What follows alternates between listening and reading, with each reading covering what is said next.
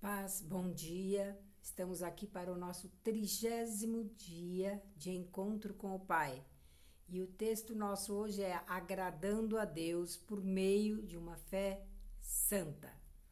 Que você tenha tido, uns dias abençoados, esteja com seu coração preparado para ouvir a palavra do Senhor. E hoje o nosso texto bíblico está em Hebreus 11, de 1 a 6. Diz assim a palavra na tradução NVI. A fé é a certeza de que vamos receber as coisas que esperamos e a prova de que existem coisas que não podemos ver. Foi pela fé que as pessoas do passado conseguiram a aprovação de Deus. É pela fé que entendemos que o universo foi criado pela palavra de Deus e que aquilo que foi feito daquilo que não se vê. Foi pela fé que Abel ofereceu a Deus um sacrifício melhor do que o de Caim. Pela fé, ele conseguiu a aprovação de Deus como um homem correto, tendo o próprio Deus aprovado as suas ofertas. Por meio da fé, Abel, mesmo depois de morto, ainda fala. Foi pela fé que Enoque escapou da morte. Ele foi levado para Deus e ninguém o encontrou, porque Deus mesmo o havia levado. As Escrituras Sagradas dizem que antes disso ele já havia agradado a Deus. Sem fé, ninguém pode agradar a Deus, porque quem vai a Ele precisa crer que Ele existe e que recompensa os que procuram conhecê-lo melhor. Hoje nós vamos estar falando desse texto de fé. Para uns é fácil de entender, para outros é mais difícil não só de entender, como de aplicar, de viver isso na vida. O que é viver pela fé? O que é ter fé? Aqui nós estamos vendo pessoas que Deus se agradou, pessoas também do passado que Deus usou. E aí nós vamos entender um pouquinho mais para a gente poder aplicar isso em nossa vida. Então, recebendo nossa mensagem hoje, o texto nos fala: fé é um estilo de vida, é algo que agrada a Deus. Em Hebreus 10, 38, diz assim: mas o meu justo viverá pela fé. Se retroceder, não me agradarei dele. Então, quando nós duvidamos, quando nós não agimos por fé, nós não agradamos a Deus. Amém? A fé opera na dimensão do Espírito, o domínio invisível onde Deus se move. Ore para que compreenda esse texto bíblico. Ele abrirá todo mundo novo para você e levará você a um nível de fé e adoração.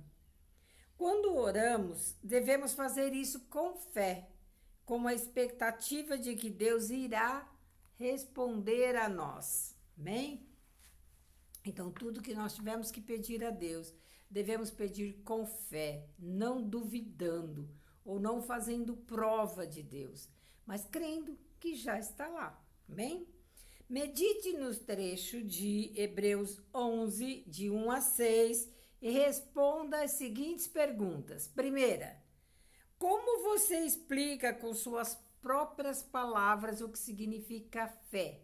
Você pode tirar alguma experiência disso ali no versículo 1. Segunda pergunta, o que uma pessoa que tem fé pode entender e o que essa pessoa pode ver? Você encontra isso no versículo 3. Terceira pergunta, que tipo de pessoas terão testemunho de que as promessas de Deus são cumpridas pela fé? Você vai ter essa respostinha no versículo 2. Quarta pergunta, que testemunho Abel e Enoque, respectivamente, receberam de Deus por causa da fé que tiveram? Você vai ter essas respostinhas no versículo 4 e 5. Quinta pergunta, Qual é a atitude que agrada a Deus que precisamos ter quando nos aproximamos dele? Você vai achar isso no versículo 6. Amém? E para a gente fazer a aplicação do texto, não sermos meramente ouvinte da palavra, observe o seguinte: reflita sobre como você pode confiar em Deus em diferentes áreas da sua vida. Procure promessas de Deus para as seguintes áreas da sua vida e esteja determinado a manter-se firme em sua palavra para o cumprimento dessas promessas. Então, você pode estar vendo essas promessas na área da sua família, do seu trabalho, do seu ministério, nos tempos de dificuldades. Então, são diversas as áreas em que nós podemos ver as promessas de Deus para a nossa vida. Amém? E aquele momento de compartilhar sem moderação, de divulgar, de falar para o seu vizinho, para que está dentro da sua casa, de falar para todas as pessoas do seu contato, porque é uma maneira que você tem de usar e de levar a palavra de Deus a outras pessoas. Amém? Nós devemos compartilhar a nossa fé e nos agarrar às promessas de Deus. Em Filemão 6, diz assim: peço a Deus que a fé que une você a nós faça com que compreendamos mais profundamente todas as bênçãos que temos recebido em nossa vida, por estarmos unidos com Cristo. Nossa fé agradará a Deus e abençoará outras pessoas. Encontre ao menos 2 pessoas com quem você pode compartilhar efetivamente sua fé hoje. Reúna-se com sua família, se ainda não fez, e tenha um tempo de comunhão sobre essas verdades. Irmão, nós precisamos ter realmente esse propósito de estar sempre compartilhando a nossa fé com outras pessoas, principalmente com os de dentro de nossa casa. Dado a nossa a habitual maneira de viver um com o outro, a gente acha que os que estão dentro de casa não precisam falar sobre fé, não precisam falar sobre a palavra de Deus, que tipo assim, cada um, ele já sabe, eu vejo ele lendo, eu vejo ele ouvindo louvores, mas então aproveita e compartilha aquilo que você pensa e que você acha.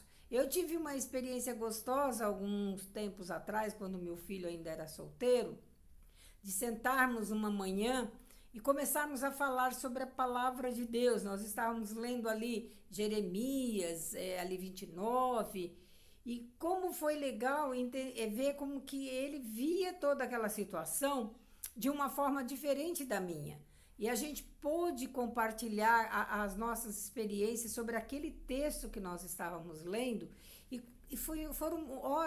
Nós passamos ali quase 1 ou 2 horas totalmente mergulhados na palavra de Deus, compartilhando, ensinando o outro aquilo que Deus tinha falado. Então você pode aproveitar esses momentos. Esses momentos são raros quando nós podemos ficar com nossas famílias e trabalhar nessa área. Faça isso, você vai descobrir coisas impressionantes na maneira daquele outro que está dentro da tua casa pensar. E você vai falar, nossa, eu não tinha visto dessa forma. É uma experiência que nós devemos trocar. E isso até mesmo sobre a fé. Amém? E nós vamos agora para o nosso ensino do dia. Um pai queria dar um filhinho um presente de aniversário que fosse realmente bom. Depois de ter pensado bastante, decidiu que uma bicicleta seria o melhor presente. Ele comprou a bicicleta e aguardou em um depósito no seu local de trabalho. Então ele perguntou ao seu filho o que ele gostaria de ganhar do seu aniversário. Para a surpresa do pai, seu filho lhe disse que gostaria de ganhar alguns chocolates e doces. O pai lhe explicou que chocolates e doces não são necessidades importantes, mas que uma bicicleta era uma importante necessidade, porque ele sempre tinha de ir à escola e a outros lugares a pé. O filho respondeu: "Você está certo, pai. Percebo que realmente preciso de uma bicicleta." A mãe chamou o filho e lhe disse: "Peça ao seu pai que lhe dê uma bicicleta." E o filho fez o pedido sem demora. Seu pai lhe assegurou que ele já tinha uma bicicleta, mas que estava guardada no depósito do seu escritório e que ele a traria no dia seguinte. É bem comum essa história, não é? Normalmente as mães entram mesmo incentivando os filhos a fazerem os pedidos aos pais. Então a gente vê uma coisa aqui bem cotidiana, né, na nossa vida. Vemos aqui um princípio de fé em ação. Na oração, nós não estamos pedindo por algo que não existe, mas pedimos na fé por algo que já está lá, mas que está guardado no depósito celestial. Em Efésios 1:3, a palavra diz: agradeçamos a Deus e Pai de nosso Senhor Jesus Cristo, pois Ele nos tem abençoado por estarmos unidos com Cristo, dando-nos todos os dons espirituais do mundo celestial. A fé é a habilidade de ver que Deus já criou coisas para nós na dimensão espiritual. Isso está em Hebreus 11:3. Essa fé agrada ao nosso Pai. O Espírito Santo irá nos convencer a pedir por aquelas coisas que estão estocadas para nós no depósito celestial. Jesus explicou esse papel do Espírito. Em João 16:15 diz: tudo que o Pai tem é meu. Por isso eu disse que o Espírito vai ficar sabendo o que eu lhe disser e vai anunciar a vocês. Lembre que a vida de santidade envolve descobrir o que Deus criou para você, focando nisso com fé e persistindo até que as promessas de Deus se movam do domínio celestial para a dimensão natural. Quando exercitamos nossa fé em oração, pedimos por coisas do depósito celestial. Amém? E o nosso versículo de memorização da semana é 1 Timóteo 4:8. Pois os exercícios físicos têm alguma utilidade, mas o exercício espiritual tem valor para tudo, porque o resultado é a vida, tanto agora como no futuro.